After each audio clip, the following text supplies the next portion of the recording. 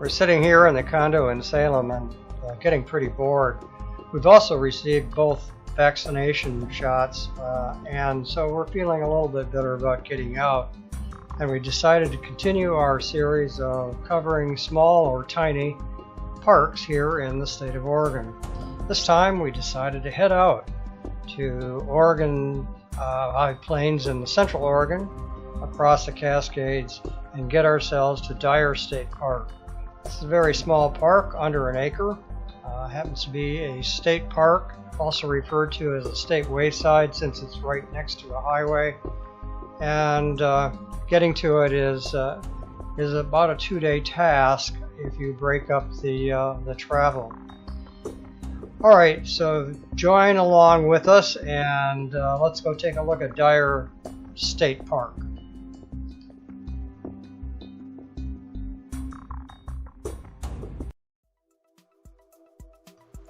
On the first day of our journey, we traveled from our condo in Salem across the Cascades to a resort area just on the other side of the Cascades. Google Maps indicates that it takes just a couple of hours, but road crews are still clearing the road and making things safe after a massive forest fire on Labor Day of 2020. So it took pretty much the whole day to get to our overnight spot. On the second day of our adventure, we headed out towards Dyer State Park, which is in central Oregon and very close to the high plains that border the area around the Columbia River at the north end of Oregon.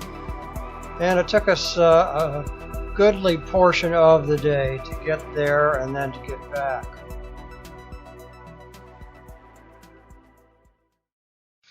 The second day of our journey kept us in central Oregon. The scenery here looks something like a Western movie.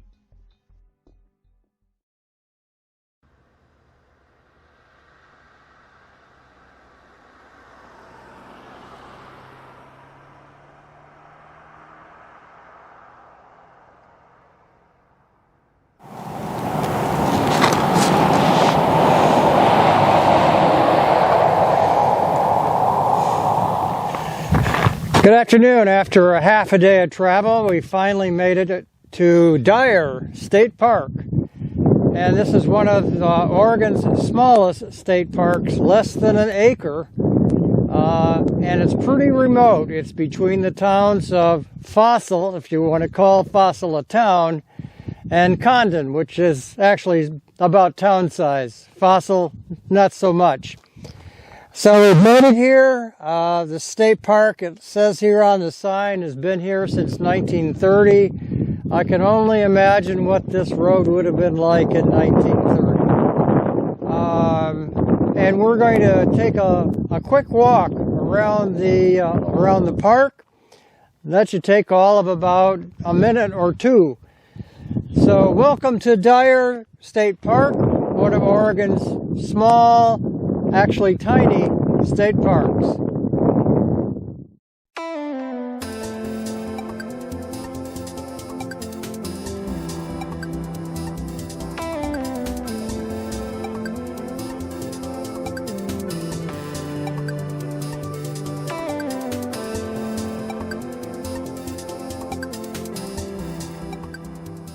Well, the plan was to use the Skydio 2 to follow me around as I walked the perimeter of this small state park.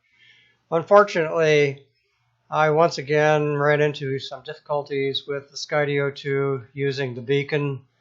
Either this is pilot error or there is yet a problem with using the Skydio 2 with beacon control.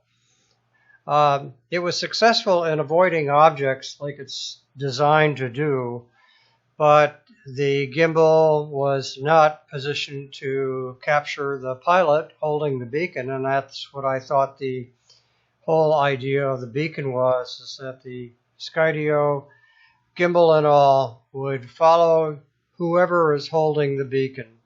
In this case, it just simply did not work.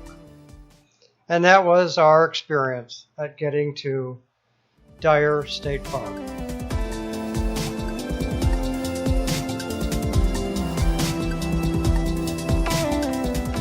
Hope you had a good journey on this video, and I hope you come back to the channel as we visit more of Oregon's small and tiny parks.